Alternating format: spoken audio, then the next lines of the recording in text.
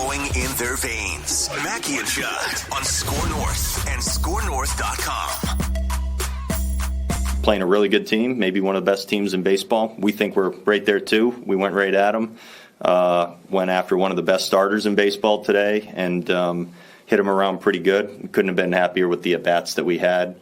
And we kept coming back. We did a lot of good today. So I'm not gonna sit here and talk about the stuff that we know we dropped a pop up. We did didn't complete some plays. We got to play crisper baseball if we're gonna get outs in the middle of the game and late in the game and make it happen. But I think we fought pretty good. All right, since we know Judd is about to explode here, his brain is about to splatter all over the screen here on Mackey and Judd and the Score North YouTube channel. This is Feedback Friday, where we take all your comments, questions, concerns, critiques. You can always hit us up through the Score North app. Anytime during the week, we stockpile these for the Friday episode of Mackey and Judd. I'm going to give you a couple pieces of Twins-related feedback, and then you can respond however you wish, okay? Are you okay? Yeah, I'm fine. Go ahead. I did, yeah. Okay. All right, this is from Austin Brandon. I really enjoy the show. It's hard when it's just crapping on teams all the time. I don't need flowers or butterflies, but you guys swing too far the other way. If the Twins win that game, the expectations you're going to put on them are through the roof. If they lose it, now they're just garbage. It's irrational. Josh Carey chimes in via the Score North app. He actually chimed in before last night's game. This is kind of responding to the win over the Yankees. And he said, I think Feedback Friday needs to be a full-on roast of Judd's Twins skepticism. As a lifelong Twins fan who has seen world championships and multiple division championships, he owes a sincere apology to all who were led by his merciless wrath of negativity. Will they win a playoff game? Probably not, but it's only June, so let us ride the Twins' optimism wherever it will take us. Judd, pick up a Twins flag. Let's all raise a Surly to celebrate. I love the show. Thank you. That's nice. Insincere, Judd. What does he want? I just don't understand. I don't understand. Well, they went 3-3. I'm going to actually side with these people just for the sake of this. Yeah. Because last night pissed me off too, but they went 3-3 with a ravaged pitching staff against Toronto and the Yankees. They beat the brakes off 3 great starting pitchers. Yeah, Byron Buxton seems to be back offensively. So they kind of made it through a really tough stretch here. Yep. Some of the optics, the way that the games played out against the Yankees, raised some red flags and were frustrating. Yep. And so I get it, but what is your response to the first batch of feedback here? First of all, being as sincere as I could possibly be, I appreciate the feedback. And look, I mean, I saw 2 World Series championships too. I was there for both of them. It was fantastic. So, yeah, I mean, I'm in the same boat that you are. I guess here's what I would like to back up and talk about, okay? Just quickly here, but got some stuff to get off my chest because I feel like people think I just dump on these teams for Skip Bayless and fun. Like, he's just trying to be negative because the rest of the town, for the most part, embraces everything because we just are suckers. But that's not the truth. Here's my frustration. First of all, several of the Twins deserved better, okay? Because you just said this, and we certainly talked about this on the Wrap with Royce as well. Jamison Taillon, Cortez, and Garrett Cole all came in here pitching lights out baseball. Really impressive. Win-loss, don't like that, ERA, okay? In those 3 games, the Minnesota Twins got 24 hits, scored 15 runs, and hit 8 home runs off those starters in 10 2/3 innings. Okay? So, number one, I don't understand how if you're a fan, you celebrate that, but then say, yeah, but they won 1 game. That's not consistent. The consistency is the Twins did from basically getting to 3 very good starters. They did their job, and yet they lost 2 of 3. And I would argue that many of the wounds, and I know the bullpen blew it last night, and I know that Tyler Duffy certainly didn't help the cause on Tuesday, but I would argue that some of the problems were 1,000% self-inflicted by decision-making. by the fact that Joe Ryan, who pitched 3 innings in St. Paul last night, and coming off COVID, is a better choice to start that game than Bundy, who, by the way, didn't have to go on a rehab start when he came back from the same exact thing. I would say that Joe Ryan would have been a better choice to start last night. On Tuesday, I would say 5-4, you've got a chance. Again, Taillon, you knocked him out after 4. Like, congratulations, that's good. I'm impressed. You bring in Duffy instead of saying, what can we do here to keep this game as close as possible? Instead, you, and we discussed this, but you say, we'd like to get him right here against the Yankees. You are therefore depleting your chances to at least have an opportunity to win said baseball games. And then what has put me this morning over the edge, and I went to it last night, was hearing Rocco literally, it's raining outside, there's a tornado coming, and he's like, let's not go downstairs, let's not go to the basement, it's a gorgeous day. And you're like, Rocco, we're all about to die here. It's a gorgeous day. Whoa, dude. Okay. Now you've gone a little far with your metaphor here. Okay. The point is, Rocco Baldelli is telling us everything is... The steak is overcooked right now, and it's going to be a bad meal. Like, he's letting the steak cook too long. You should take the steak off the grill. Like, now we're not going to enjoy this steak. Play the clip again. He literally sounds like he's telling you what he'll talk about and won't talk about, and he is saying that a drop pop-up, hey, I'm not going to focus on the bad. We did good. You won one of 3 when you hit around 3 pitchers really well. I don't understand how people buy this crap. You want the clip again? Yeah. Okay. Play the clip again. Playing a really good team, maybe one of the best teams in baseball. We think we're right there, too. We went right at them. Went after one of the best starters in baseball today and hit him around pretty good. Couldn't have been happier with the at-bats that we had. And we kept coming back. We did a lot of good today. So I'm not gonna sit here and talk about the stuff that we know. We dropped a pop up. We did didn't complete some plays. We got to play crisper baseball if we're gonna get outs in the middle of the game and late in the game and make it happen. But I think we fought pretty good. Let me ask a couple questions here off that, because the first thing he said was the Yankees are one of the best teams in baseball. I think they are the best team in baseball. The Dodgers and the Yankees, of course, they both spend like a combined $500 million on payroll, such as baseball. But he said, I think we're right there too. Now, a lot of fans, and I've been interacting with a lot of fans during this series, the pushback for the Twins' negativity is, well, look, the Twins didn't have any of their top starters. Let's run this back with a healthy Joe Ryan and, well, he is healthy, but like a fully stretched out Joe Ryan and Sonny Gray, right? Do you believe the Twins are right there, quote, are right there with the Yankees if you bring Joe Ryan and Sonny Gray and Jorge Alcala back into the pitching mix?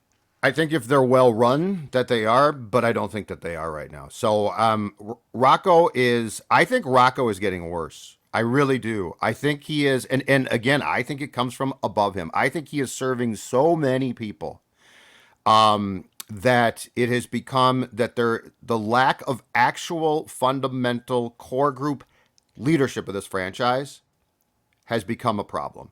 I mean, when Joe Ryan is not here still, and when you sent him to St. Paul, I have a lot of questions about that. What are you doing? Why are you doing this? People are going to say he's been out for 2.5 weeks. He had COVID. You started Dylan Bundy. Again, this is where I would like a job as a common sense coach. I would tell them, are you going to start Dylan Bundy? Yeah, we are. No, you're not. Here's the common sense coach. You're going to start Joe Ryan. The common sense coach barrels in 3.5 beers no, deep. You're not. A little bit of beer on his breath. You know what? Some mesh shorts. But here's... It's a bad idea. But the problem is that the Twins think that they have everyone, in my opinion, bamboozled.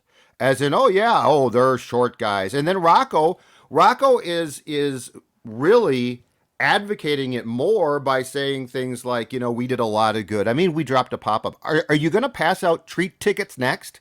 Like, let's all go to the concession stand, guys. We played great. This isn't Little League. This is professional baseball, and you're playing the New York Yankees. And you know what? You're not as good, which means that you need to take advantage of every opportunity you can to win games. And the final thing that drives me crazy, and it's become a lazy narrative by far too many people who claim they're baseball fans. Well, I grew up watching the sport. Screw that. The lazy narrative is always to look for, it's a long season. It's one game. Calm down. No, it's not. Ladies and gentlemen, it is a pattern of what you allow and a lack of accountability from everybody. It's a pattern of telling us that Dylan Bundy is a sufficient starter when Joe Ryan can pitch. As long as Joe Ryan is not in his bed coughing up a storm, he should be pitching for the Twins. So don't tell me. I would argue you can still pitch when you're coughing. Okay. That's a very good point. But the point is this. We always take everything in these small groups of baseball. Well, it's very small sample size, long season, one game. You had a pop-up drop last night and then just dismissed it as it's not. I believe at one point post-game Rocco said, that's type of thing. You don't see that much. It's not going to. What? Yeah, well, he's right. Like you're probably not going to see that again. It is, but you did it against the Yankees.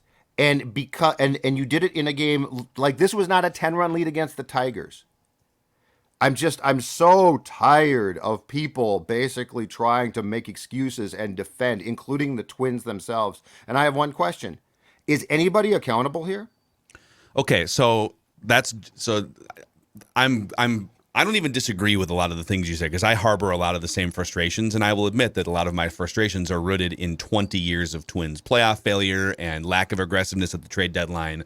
And so when they lose a game like that last night or when they make a Tyler Duffy decision like they did in the first game, I'm not just analyzing it in a vacuum of the context is just confined to tonight. Like I have a hard time not letting 20 years creep into my thinking and emotion evaluation. But if you zoom out back to 30,000 feet and we go back a week ago and say, listen, they're going to be very shorthanded as a pitching staff. I mean, Cole Sands is going to start another game for sure. They're also going to have to face 3 excellent starting pitchers. Garrett Cole is going to come in. And they're just not going to be at full strength against the Blue Jays or the Yankees. And they're going to go 3-3 in those games. 30,000 foot of it, I would have said, oh my God, sign me up. I don't care what it looks like. Give me the 3-3 and then move on to Tampa. And so I'll direct my next question to Declan. I think there's a way to view this from 30,000 feet as a major positive. They went 3-3 against the Blue Jays and the Yankees, and they're going to get a bunch of arms back at some point. And they've stockpiled some wins early in the season. They should still make another trade at some point. But I don't necessarily disagree with the things Judd is complaining about. So is it fair for a lot of Twins fans to be, in the first couple of pieces of feedback here, to be ripping Judd for feeling the angst that he feels? No, I don't think it's that far-fetched. Look, I think the more egregious thing in this series was you started Cole Sands. Dylan Bundy is not great, but I understood why they went with Dylan Bundy. He's made 10, 11 starts. He's been mostly healthy all season. I know the wheels are coming off the bus, but you started Cole Sands on Tuesday, a poor, helpless guy who had no shot of facing arguably one of the best lineups in baseball. And Joe Ryan is fine. Joe Ryan he went to St. Paul yesterday. He threw 40 pitches. He was on a pitch count, and he was great. He is exactly who Joe Ryan should be. That's the egregious part. But, I mean, Toronto and the Yankees are 2 good teams. You went 3-3 against them. And to be honest, there are teams that are above 500. You should be going 500, most likely against the good teams. If anything's less than that, that's too bad, right? And everything else over that is gravy. It's good. So they're still in first place. And it's just the unique ways they find ways to lose. Like, I was actually surprised. I was allowed back in the bedroom on Tuesday night. The girlfriend got to experience first play a baseball pissed off Declan before. I weaseled my way back in there, thankfully. June baseball regular season rage. She literally was just like, why? Like, why are you acting like what does it do to you? It's like, do you not know? Like, it's like they always just beat the Twins. What's the issue here? It's like, yes, they always beat the Twins. But like, it's the unique ways they find ways to lose to the Yankees. That upset me. So, yes, look, this is just classic Judd. I love Judd, so I'm not like surprised that he's having these reactions to the situation. There is very much a way to view these last 6 games in a positive way, right? And Judd is not, and that's what a lot of people take issue. I'm kind of like in between. I'm like, yeah, God. On one hand, they went 3-3. But on the other hand, I hate the way that they lost some of these games. So, Phil, in my opinion, it is not the last 20 years. I mean, yes, the playoffs have been a complete disaster. I get that. But here's the issue, and here's what I think we're not focusing on, and here's where I think the angst comes from. And personally, it's where mine comes from, and we've discussed this briefly a couple days ago as well. My angst comes from this. It comes from the fact that they don't learn. So just forget these individual games for a second, because they all go into the blender of this. What lessons have you learned? What have you learned about how to manage things? What have you learned about how smart you really are and how much you aren't as smart as you thought, so you adjust and adapt? And that's the problem. See, I think we get too focused on like, well, yeah, but Judd, it was just one game against the Yankees and they won. I mean, they won a game and it's the Yankees and they won 3 and they lost 3. I mean, we would take that. Yes, we would. But here's the question. And here's how you build a championship team. You build a championship team by saying, what don't I know? What do I have to learn? What is the accountability on everybody, from the ownership to the executive staff to Rocco to the players? And the reality is this: nothing since 2019 has changed as far as accountability goes, and nothing has changed as far as decisions go. And I joke about it, but I joke about the common sense coach, because really, when you look at it, Falvey, Levine, and Rocco, if anything, are doubling down often on decisions that aren't wise. Can you be more specific about the accountability? So when you say, there needs to be more accountability, like what specifically would you like to see? Last night, that ball drops. I want nobody benched. That's fine. Okay. But when Rocco comes in, we need a good public flogging. But when Rocco comes in and tells us, hey, you know what? It doesn't happen very much. That won't happen again. And it just happened against the Yankees, and it cost you a run. Like that brought up Hicks, who hit a 2-run home run to tie the game at 7. All right? I don't think you can just dismiss it.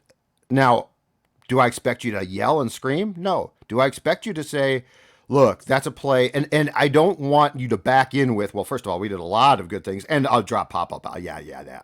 No, that's a big deal. Here's where they don't learn. This is perfect example.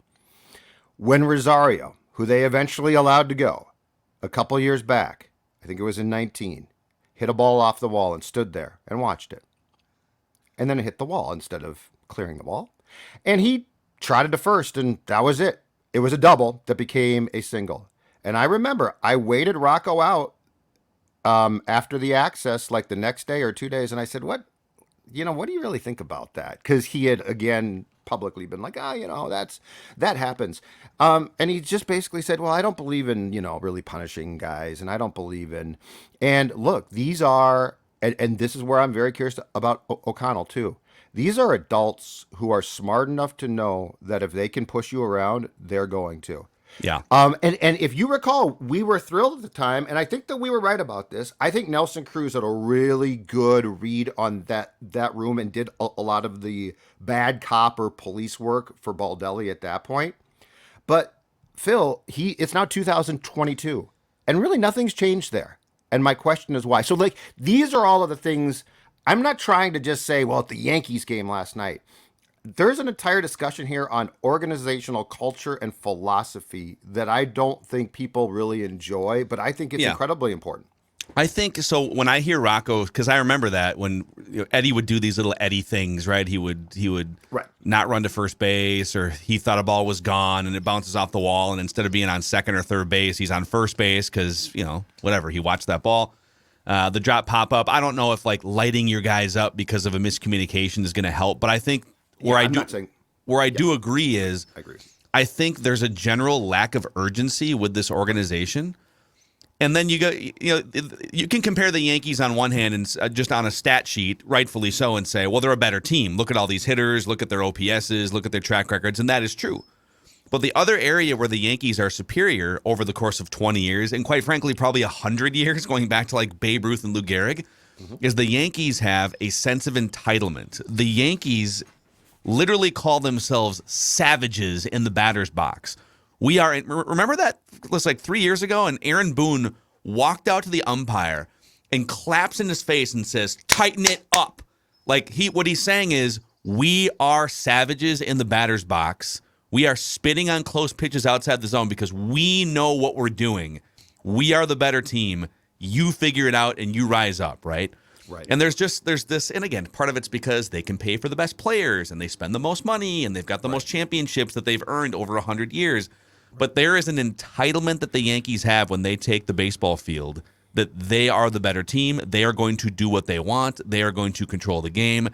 And for the Twins, sometimes it feels like, well, we're just kind of we're going to hope for the best, and we're just kind of at the mercy, and dang it, we played really well, and we'll get them next time, right? It's like they're not making the trades that you would make if you were urgent.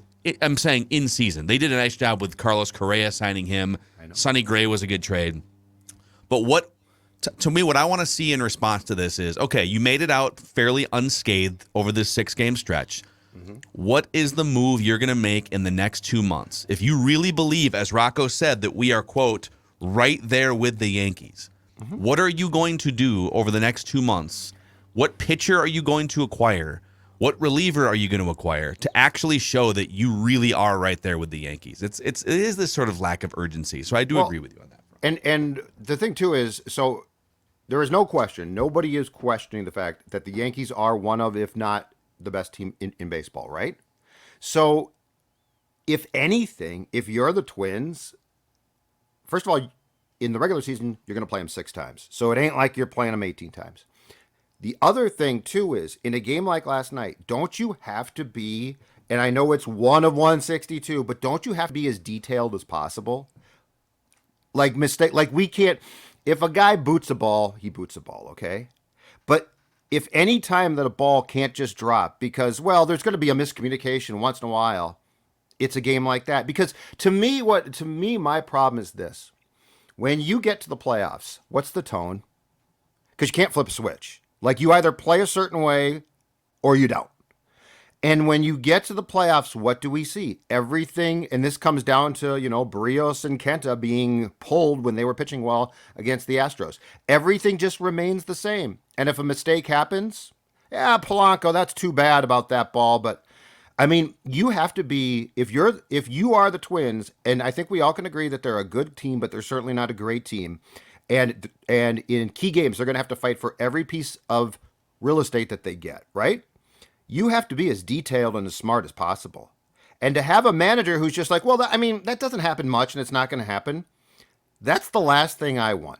And I don't want you to get mad. You don't have to throw us, I'm not saying that. But what I am saying is I feel like the baseball operations department and Rocco lack an understanding of what it takes to be a champion.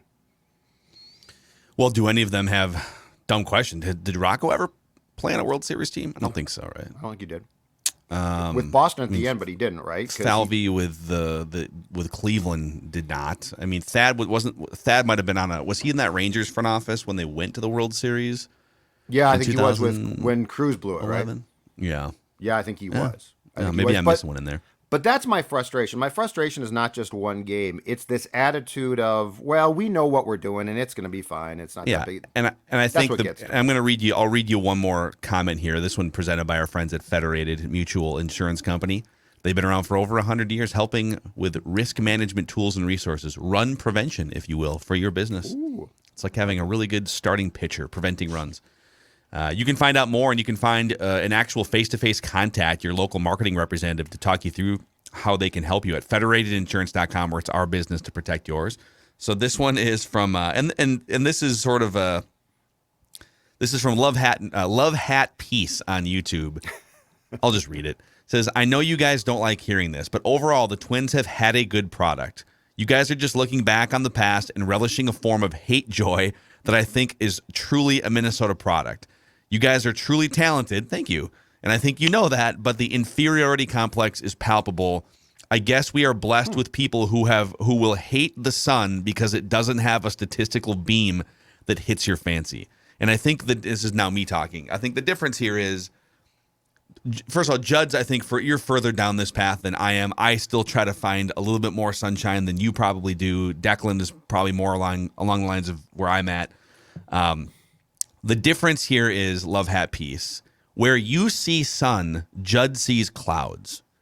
If you look at this Twins team right now over the past 10 or 15 or 20 years, or even this Twins team in the series against the Yankees, there is a way to look at it as sunshine.